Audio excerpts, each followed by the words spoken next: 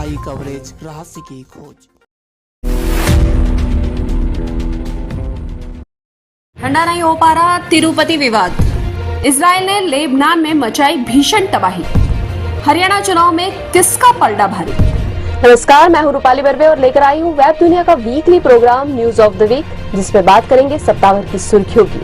तो चलिए नजर डालते हैं खास खबरों पर।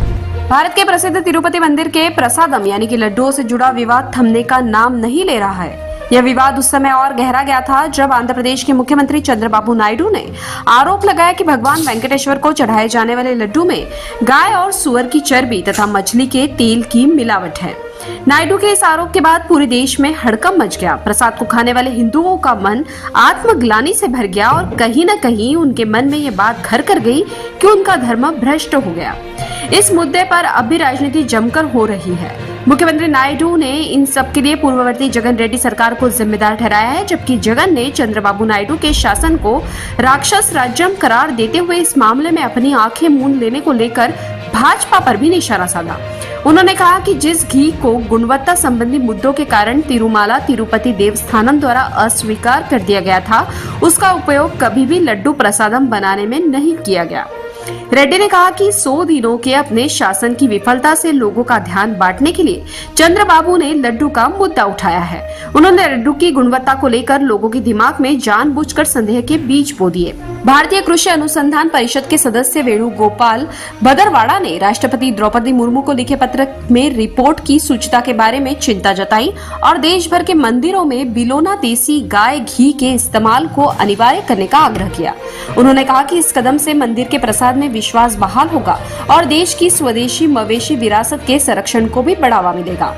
राम मंदिर की प्राण प्रतिष्ठा के समय तिरुपति से 1 लाख लड्डू अयोध्या पहुंचे थे। वहां के संत समुदाय में इसका काफी विरोध है। सनातन धर्म जो है एक व्यापक धर्म है। सनातन जो है एक मौलिक चिंतन वाला परंपरा है, हमेशा प्रवाहमान परंपरा है।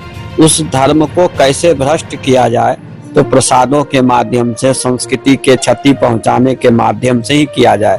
ये जो भी लोग किए हैं, इस पर केंद्र सरकार और वहाँ के मुख्यमंत्री जी इसको गहन से चिंतन करें, क्योंकि आने वाली जो परिस्थिति है, हमारे सनातन धर्म पर जो आस्था रखने वाले जो हिंदू समाज हैं, जो कि अपने मंदिर में भगवान का दर्शन करते हैं, अब वहाँ जाएंगे तो प्रसाद में भी संदेह उत्पन्न होगा। तो ये हमारी आस्था के लिए बहुत बड़ा कुठाराघात है। तिरुपति बालाजी में कोई संत नहीं है, वो कोई मठ नहीं है। भगवान वेंकटेश हैं, भगवान तिरुपति हैं। तो इसका संचालन जो ट्रस्ट कर रहा है वो अपने तरीके से कर रहा है और ट्रस्ट में भी कोई एक जात के लोग नहीं है, एक सहमति के लोग नहीं है।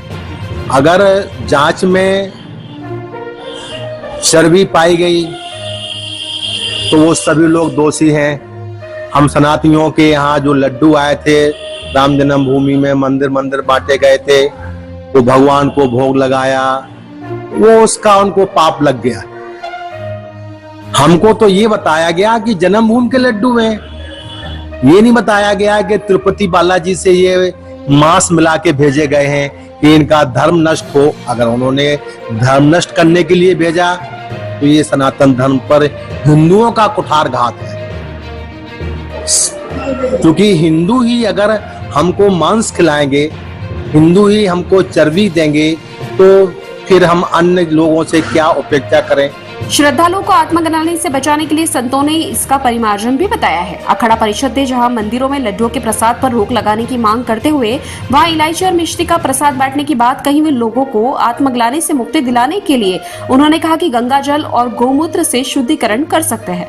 आर्ट ऑफ लिविंग के प्रमुख श्री श्री रविशंकर ने भी आत्मग्लानि से मुक्ति पाने के लिए मंत्र समेत कई अन्य उपाय भी बताए हैं।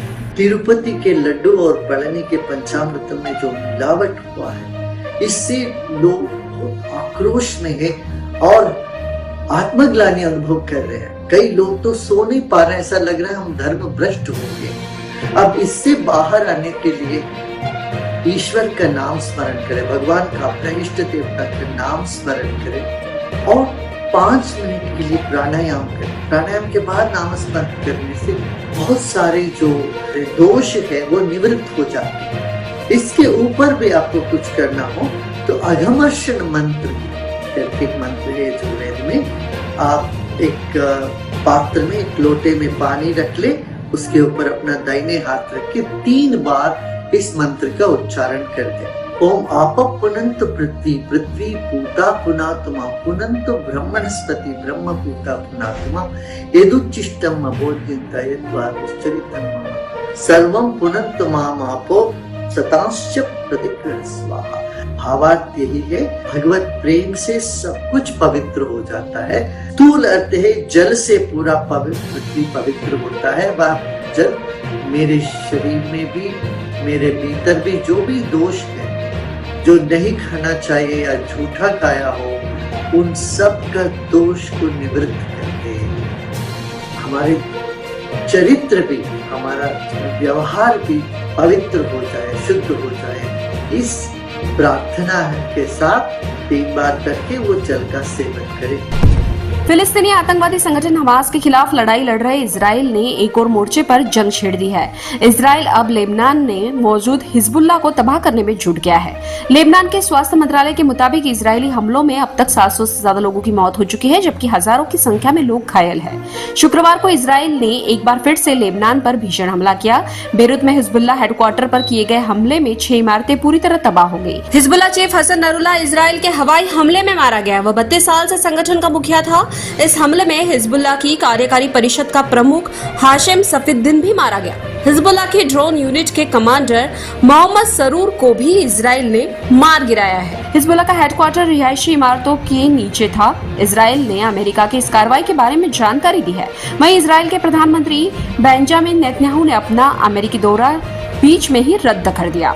हमलों को लेकर इजरायली सेना का कहना है कि जिन जगहों पर हमले किए गए वहां हिजबुल्लाह ने हथियार रखे हुए थे और सैन्य ढांचा बनाया हुआ था।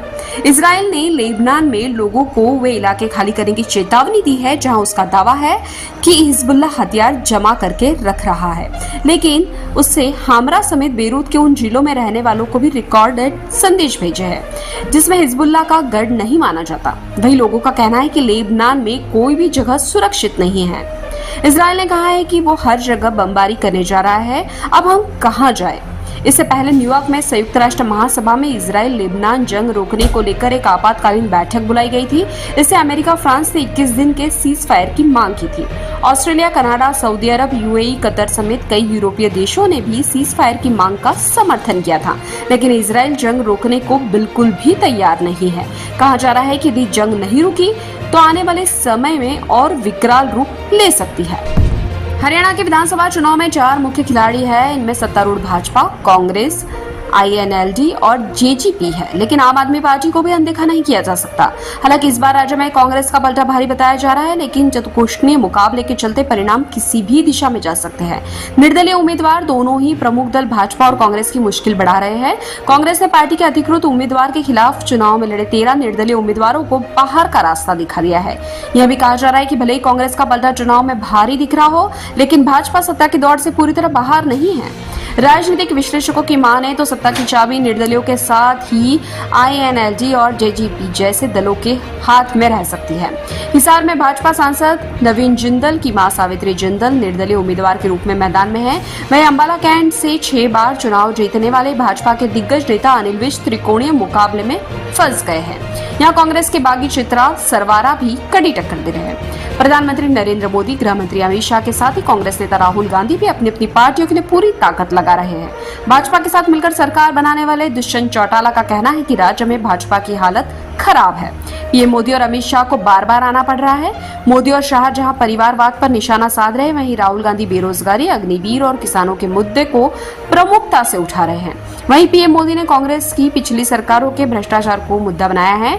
दोनों ही प्रमुख दल अंदरूनी कलह से भी जूझ रहे हैं। हरियाणा में तो कांग्रेस सत्ता हासिल कर पाती है या नहीं, फिलहाल कोई नहीं जानता, लेकिन मुख्यमंत्री पद को लेकर उनमें अभी से ही लड़ाई शुरू हो गई है। भूपेंद्र हुड्डा जहां मुख्यमंत्री पद के लिए सबसे बड़े दावेदार है, वहीं हरियाणा कांग्रेस का दलित चेहरा कुमारी सैलजा भी खुद को मुख्यमंत्री पद का दावेदार बता रही है। रणदीप सुरजेवाला भी मुख्यमंत्री बनने की कतार में है। हरियाणा की कुर्सी की रेस में कौन जीतेगा यह तो परिणाम के बाद ही पता चलेगा, लेकिन दोनों दलों के दावेदारों ने अभी से अपनी चालें चलना शुरू कर दी है। खबरें संक्षेप में।